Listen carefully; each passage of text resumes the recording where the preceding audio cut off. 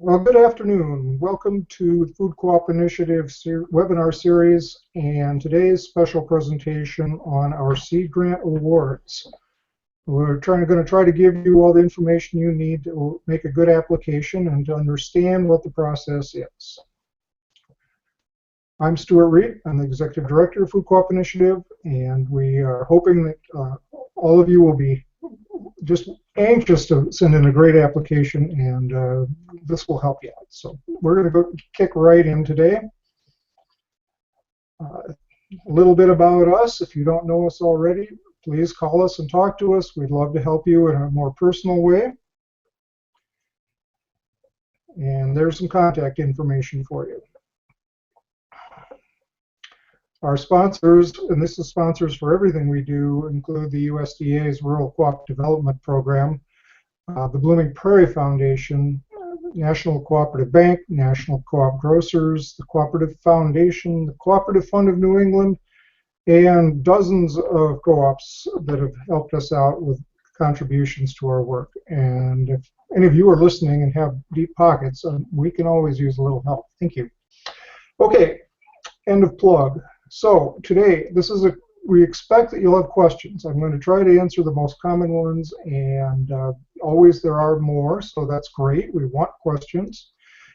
Please make note of this. We'll put this up again later, but in order to ask questions, since you can't do it live, unfortunately, send in an email note to info@fci.coop or call 844-324-2667. Mary will get your questions and forward them on to me, and we will do our best to answer as many as possible. All right, so let's get into the seed grants. I am going to, today, try to cover a little overview of what the whole program is about, and talk to you about what you need to put together to make an application, what we do with those applications and how we rank them, the follow-up after the grants are awarded for those who do receive them. And although you can send questions at any time, we'll make sure we try to capture as many as possible toward the end. So the background. We've been doing this as Food Co-op 500 was the organization that preceded us, and they started this at the very beginning of their existence in 2005. And since then, these have been funded by the Blooming Prairie Foundation right from the start.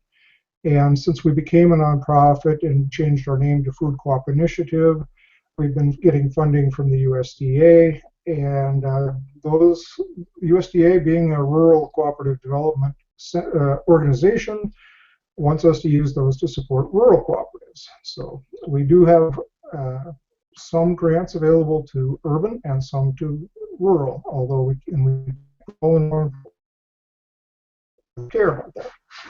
Up till now, we've awarded 69 of these seed grants and over $551,000 worth, which, because it's matched in the local communities, means that we've put over $1 million in investment in new co-ops out there. I'm pretty proud of that. So why are we using the seed grant program? What's the purpose? Mainly to give some development funding to you, startup co-ops, especially when you are at the early stages, not the very beginning perhaps, but early enough that you don't have ready sources of funding yet, and you need some services, and we hope that having that available at the right time will ensure that you get the best help you need. By offering these grants on a matching basis, it'll help you to start doing effective fundraising in your own community, raising a minimum of the same amount as our grant, and that experience can play a lot in future efforts. You'll learn how to approach people and get out there. We see it as sort of an award of recognition as well as an award of money. If you've gotten one of our seed grants, usually the pool of applicants is deep. We get 2 to 3 to 4 times as many applications as we can fund. I believe I probably covered leveraging local investment, and I'm saying about recognizing our people that get the awards is we believe that the fact that you are able to successfully get one of these seed grant awards is an indication of the strength of your project and something to be proud of, something you can use to promote your co-op to potential members and your community. So we encourage you to use PR on that to the extent that you can. All right, and we do also use it partly as a carrot. We don't have any sticks, so we use carrots to encourage you to use the best practices that we've identified, the things we know help a co-op be successful. It doesn't mean it's the only way to do things, but we do encourage people that use the 4 cornerstones and 3 stages development model by giving them a little bit of preference in the grant program. And so if you have questions about that development model, if you're not familiar with it yet, I would encourage you to contact us at the same number that we gave you for information or for questions, and we'd be happy to help you. And finally, the seed grants help us build closer working relationships with the co-ops that receive them. We make a commitment to those co-ops that we will work with them closely, that we will try to be in touch with them and check in monthly at least once during the year after they get the grant. We'll try to visit them in person and spend time with the board, with the community, with basically to help you out any way we can during that visit. So those closer working relationships have been very effective in helping groups stay on path and stay motivated. So we think it's very important. Now, what can you do with a seed grant? We do have some restrictions. We want to make sure the money is used for the best possible purpose and gets you the most bang for your buck. And one of the things that we've identified, we're so proud of, is our up-and-coming conference. We just got back from this year's, and I hope a lot of you that are on the call were there. I know a lot of you on the call probably were there because we had 150 people from over 64 different co-ops as attendees. A record for us, just an amazing event with great training and networking. So we feel so good about it that we are making it a required part of the grant. You need to send at least one of your organizers, and we encourage you to send more than that, to next year's conference. And that $1,000 that I'm showing here is just a ballpark. You know, you can put into the grant however much you estimate it will take to send somebody to Milwaukee, which is where it will be next year, to spend a couple of nights and about $200 per person in registration fees. It's pretty affordable. So whatever you think it will cost to send at least one person, and you can include more than that in that amount if you wish, it goes on that line. The rest of the grant can be used for professional services. It could be for other training events as well, if that's something your co-op has identified as a need. And we'll go into some greater detail about the kinds of specific services and things that people would be eligible to use the grant for a little later.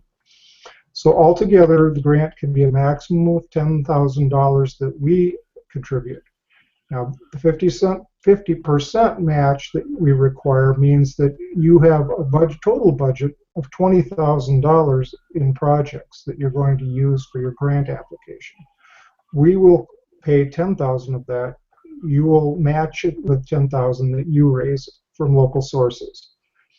The matching funds can come from a variety of different places. Membership equity is a great place to get it. A small grant that you may have gotten is perfectly acceptable. We would like to encourage you to exceed that amount, of course, because it'll help you, but that's what you need to raise. And I'm often asked, do I have to have that when I'm already in the bank when I apply for the grant? The answer is no, but you do have to have it available before we'll reimburse you for anything in the grant. So, for example, if you spent $10,000, $12,000 on a market study and you send us a copy of your invoice, we'll send you $5,500 as long as we know that you've paid the other half. which proves that you have the money, of course. Hope that isn't too confusing. It really is simpler than it sounds, and we'll be happy to work with you when the time comes. So on that last slide there, I just wanted to point out that we will be making sure you get at least one, I'm not sure how many, but we'll be getting you a subscription to one or more copies of the Cooperative Grocer magazine as a free bonus. And that site visit and any workshops we do for you is included also as part of the grant. It doesn't come out of the $10,000. So we cover that cost with other funds. Okay. All right, so here's some examples of the kinds of things that have been used as projects for seed grants, and these are things that we recommend. And they're not exactly in the order of preference, but the first one certainly is. If you have not yet had a professional market study, strongly encourage you to include that in your proposal. They're expensive, but they're essential. And when I say professional market study, I'm referring to hiring a consultant that does professional market research and understands food co-ops and the retail industry. We can give you recommendations on that. If you're needing that to do your grant application, by all means, talk to us. Other examples would be any kind of legal services that you need. Since we require that you already be incorporated, that's not likely to be one of them, but maybe you're updating your bylaws or finishing up on bylaws. You may be preparing documents for a capital campaign. Anything like that that requires legal advice would be acceptable. Having someone work with you on your financial projections, your budgets for the opening of the store, either the budget, the sources and uses budget, which is what you're going to spend to get the store open, or your financial projections for after the store is open. Either one, those are acceptable and great uses of the funds. If you are farther along in your progress, you may want to hire somebody to do your store layout, your store design work. At any stage of organizing, board training may be appropriate, and there's different options out there for that. We also will consider proposals that include compensation for a project manager, whether that's the membership campaign manager or later in the project when you're getting ready to manage construction and things like that. It's not our favorite place to see the money go. We'd rather see you using consulting services that you wouldn't be able to get easily without the grant. But it is possible to include that. And finally, like I said earlier, if you want to go to another workshop besides Up and Coming, you can include that in there too. In some parts of the country, there are some annual workshops that are appropriate for startups. As always, just ask. Okay, what are the deadlines and the timeline? Here you go. We will begin accepting applications on March 28th. Since we haven't put out the application form yet, I doubt that anybody's ready to send it to me today. So you've got a couple of weeks before the start and about a month altogether to get those together. It shouldn't take that long. We try to keep the process as simple as possible while still getting the kind of information that we need. So that's that timeline. The final application deadline, April 17th. And we don't look at the postmarks well, please, no postmarks. We want everything by email. It's much easier for us to handle electronic applications. But we do want it to arrive that day. We will need about 2 weeks to review them all. As I said, we get quite a lot. And we will notify you as soon as we possibly can. We're targeting May 2nd. If there may be a delay, if there is, we'll try to let everybody know, but we'll do the best we can to meet that deadline. And allowing us a couple days to make sure that we've talked to you first, then we will make public announcements about the seed grants and around May 5th. I encourage you to use those PR releases, modify them, create your own, and send them out to your community. And you will get a package of paperwork. Unfortunately, there's nothing in this life that doesn't come with paperwork. that you'll need to review and sign and send back to us, and we'd like to get that within a couple weeks. Don't need to worry about that particularly right now. It's not too much, just an agreement that you will use the funds as you proposed, and a couple other things that the government likes us to do. Okay, so once you have received a grant, the successful applicants, we ask that you propose projects that you can complete within a year. We are willing to review where you're at the end of that year and consider an extension, but the goal is that you are going to have it done by end of May of next year.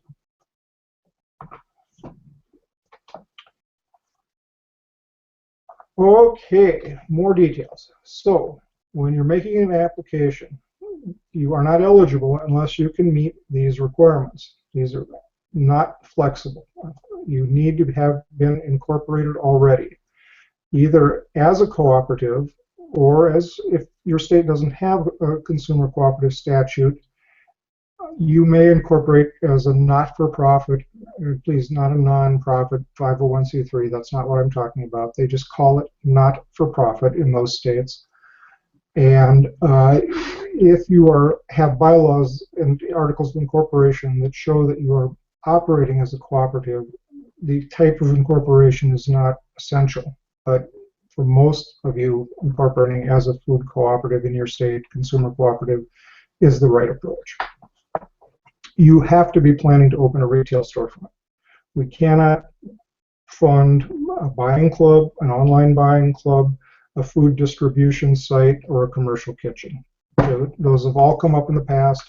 We're looking for retail brick and mortar storefronts. That's our mission. You have to raise the matching dollars, not at the time you make the application, but before you get any of the money from us. The uses that you put in your grant application, how you propose to use it, have to be appropriate to the criteria we've established.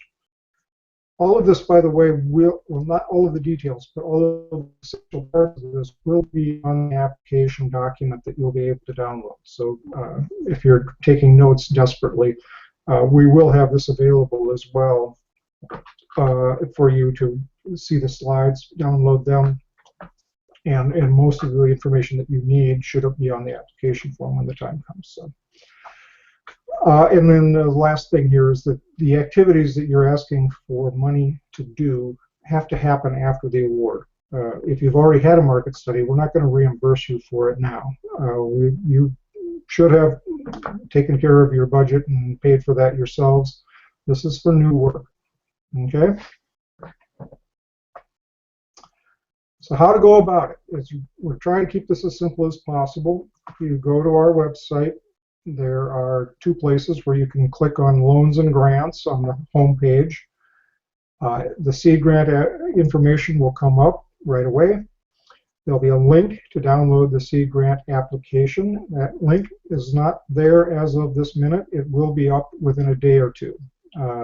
So be patient with us. I will try to get it up by tomorrow. Part of it is an electronic form where you just fill in the blanks and submit, and part of it is documentation that you'll need to provide in other formats.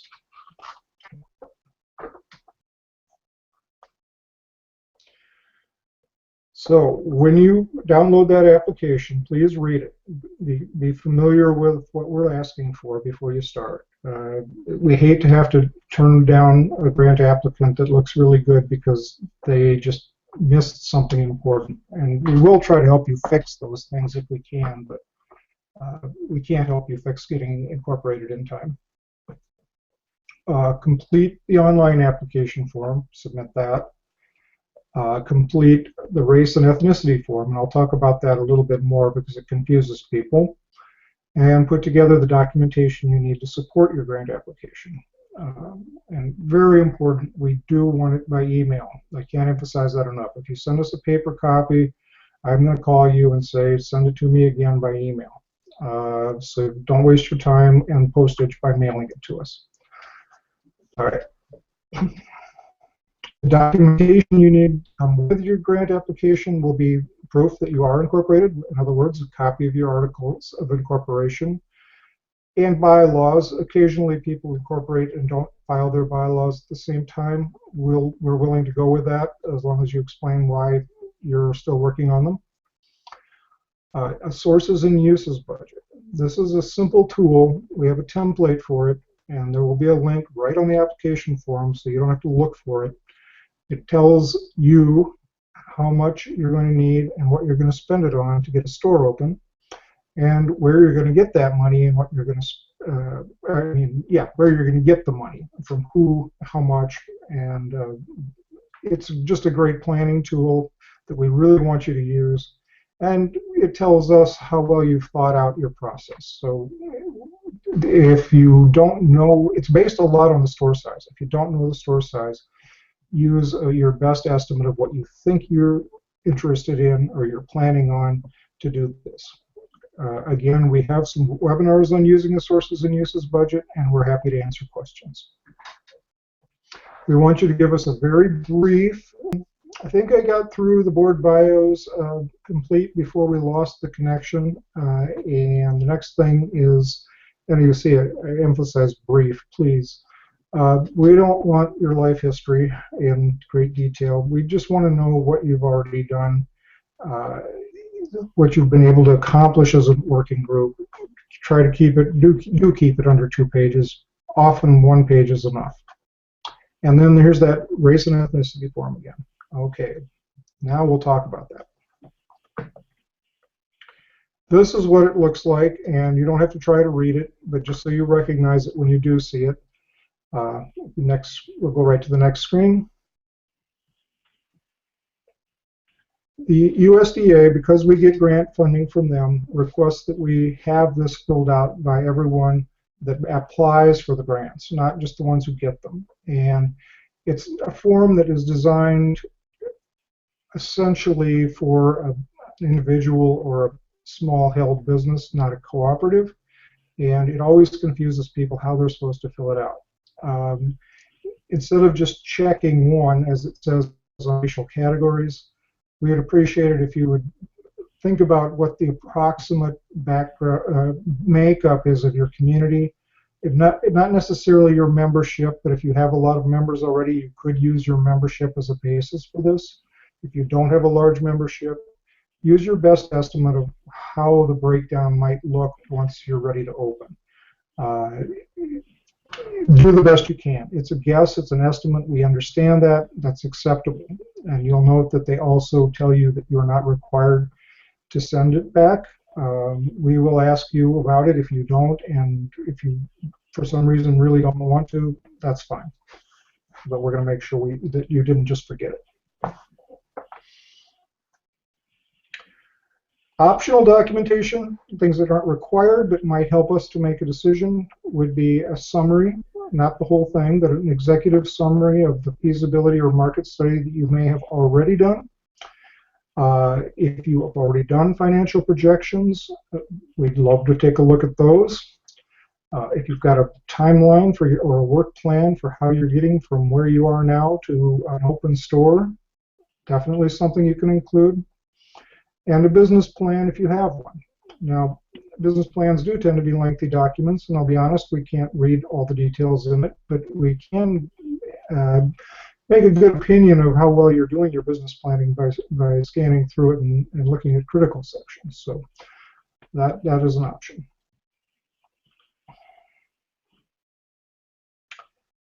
All right, so that's what we're asking you for. Now, what are we going to do with those applications when we get them? Well, Mary and Jacqueline and I are each going to look at them, and we're all going to look at the same things. These are the essential components that we're looking for. First of all, do you meet all the grant application requirements? If not, we're probably not going to look at the rest of it at all.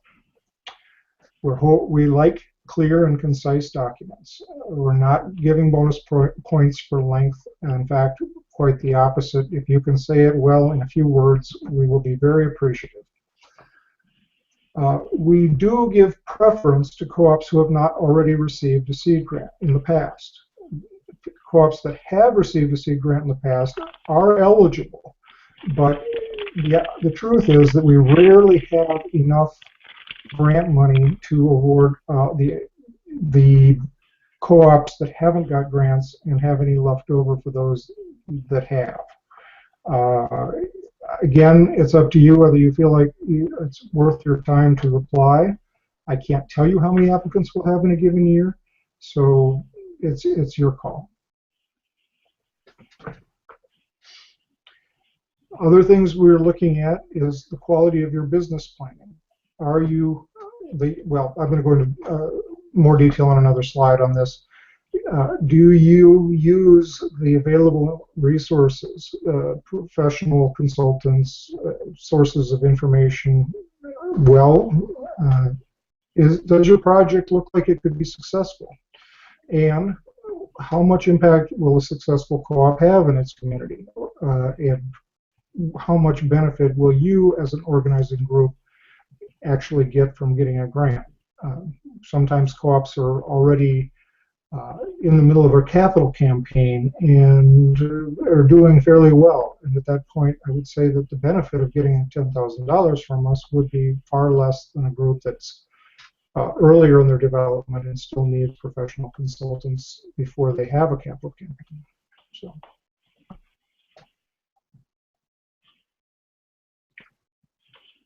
Okay. So in more detail, for business planning, we want to see that you are looking at the co-op not just as a community benefit with lofty goals and a strong mission. We hope you do have all of that, of course. But are you looking at it as a business as well and doing what you need to make sure that it can be successful on that level? If you have had a market study, we definitely want to see that it was done by somebody that knows what they're doing. And this is a real problem for some co-ops. They would try to find a way to get the market study done inexpensively and end up with something that isn't going to be helpful to them. In fact, could even be detrimental if the estimates are way off. So we strongly encourage you to include this either as part of the grant, and if you have already had one, we want to look at how good it is, so something to think about there. If you are advanced far enough that you would be writing a business plan, that will help us also to see that your business side of your thinking and planning has been done well. So we do want to just see that you're talking about how your business will fit into the community with the competition, how it can be successful as a business, as well as how your co-op can impact the community in terms of growth of people's knowledge of natural foods, their connections with each other. Those are also very important. But for the business review, we're looking at more specifically the numbers side of things. Who are your community partners? Are you well linked in the community? Do you have support in the community from other organizations, from the people that can help you to find sources of funding and other additional supporters? And those financial projections that you've made, even if you have very detailed ones, are they realistic? Are they done well? Okay.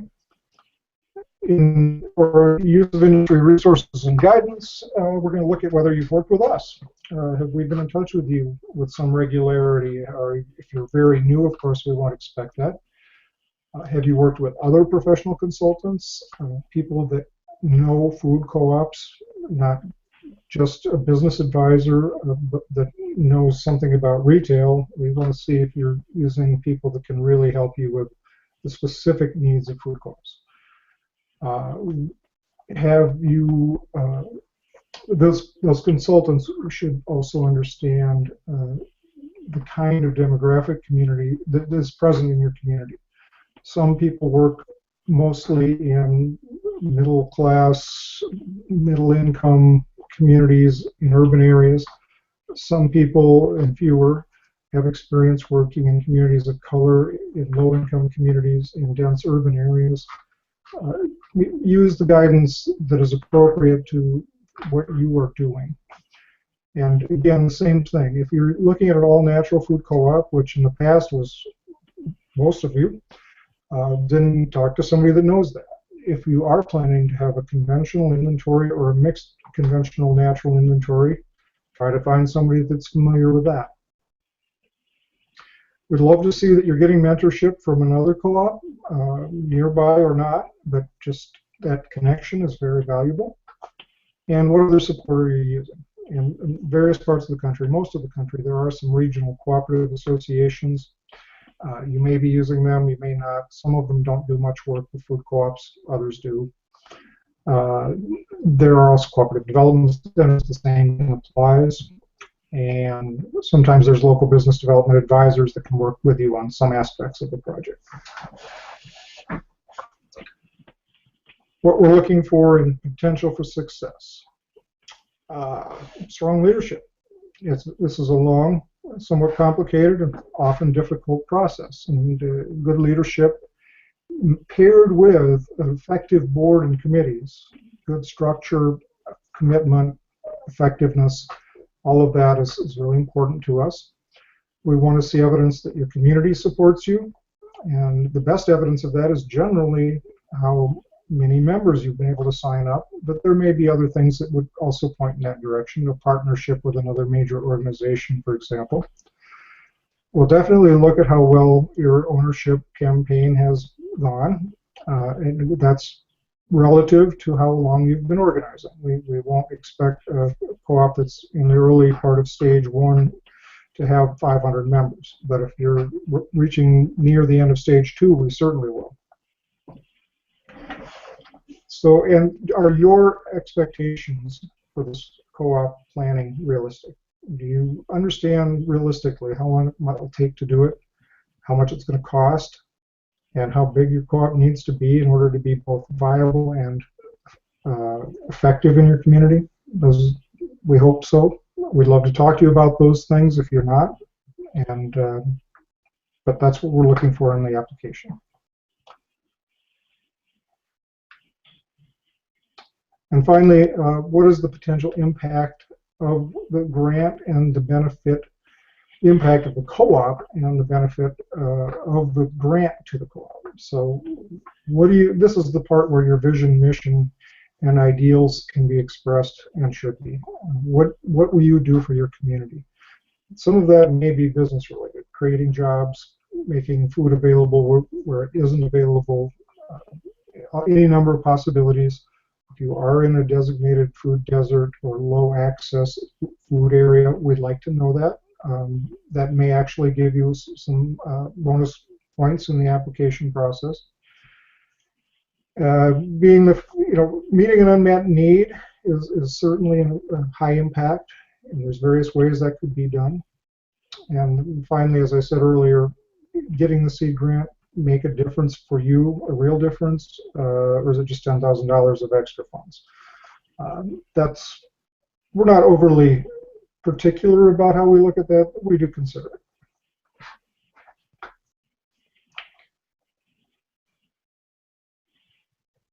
So once again, I think this might have gotten in the wrong order, but just in summary, those are the major areas where we're looking for you to do well on your application. All right, so for some of you that do get a seed grant, congratulations. We're looking forward to working with you. And what you can expect is to get the paperwork I talked about, which you'll need to return to us fairly promptly. We won't consider the grant official until we do. We'll have a reimbursement process for you. The grant money is paid out to you as you conduct the activities that you proposed. So if you hire somebody to review your bylaws, a lawyer, and you get a bill for $800, and I hope it's not that high, you send us a copy of the invoice, we'll send you $400. You're responsible for the other $400, the 50-50 match. We keep track of how much of the grant is being used, and we just go forward like that. We'll give you forms to use for requesting those reimbursements. We appreciate you use them. It makes it much easier for us. And we always will need documentation for the expenses, so keep that in mind. We ask that you keep up with us on a monthly basis, either through a written report or a phone call of some kind, or even a visit if that's possible. so we know how things are going and can help you out if you hit any snags. We will commit to visiting you at your community, and that can be, usually it's at least a full day, sometimes it's a day and a half or two, it kind of depends on the situation. It will be Jacqueline or I that would probably make that site visit, and we will sit down with you before we come to decide what would be the best use of our time in working with you. We're very flexible, and we really enjoy these visits. It's a great way for us to get to know you better, and we can often do quite a lot of support work with you during that short time. At the end of the grant year, we would love you to complete a report, not anything lengthy, but something that just says, because of the support we got with the seed grant, this is what we were able to accomplish, and this is how we've grown.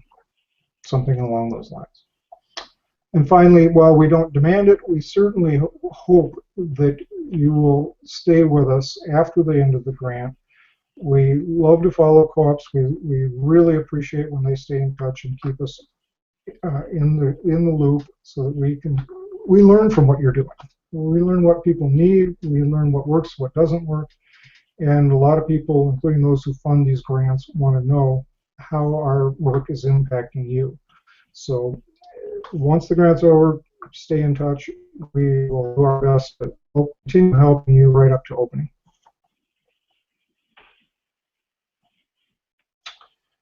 Okay, once again, if you need to have a question, and I have a few now, if you haven't sent them in yet, here's your chance. And I'm going to take a look back here and see what I can, any questions.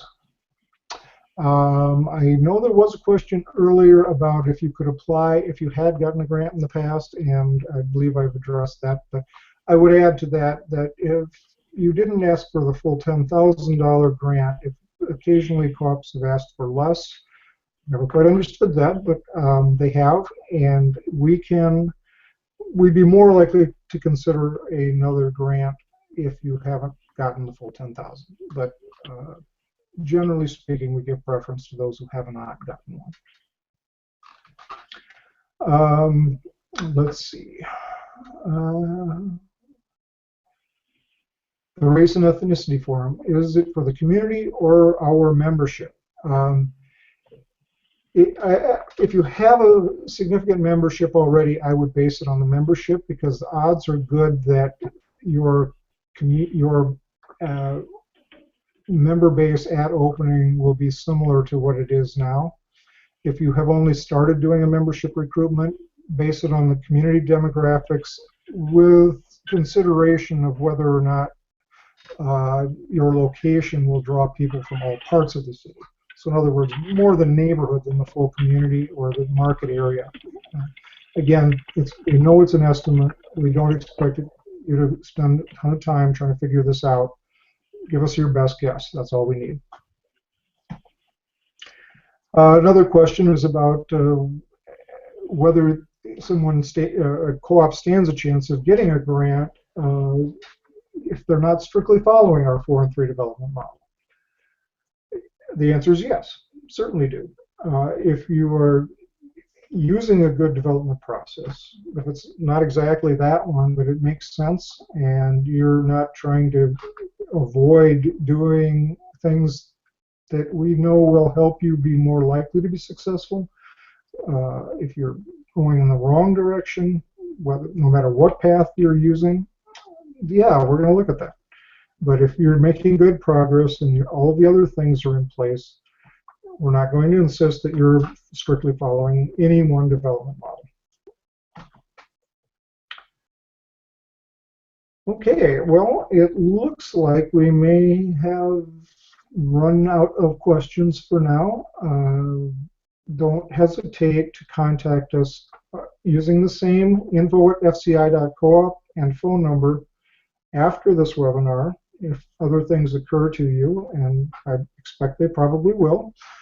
We'd rather answer your questions before you submit your application so that you can get it right than to have to tell you afterward that you got it wrong.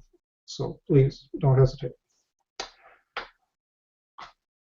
Good luck, and don't sweat it. We're not, we're not a major corporate foundation that looks at every dotted I and crossed T. We're looking for co-ops that can be successful and have a good planning process in place. So that's what you need to concentrate on, not the fine details.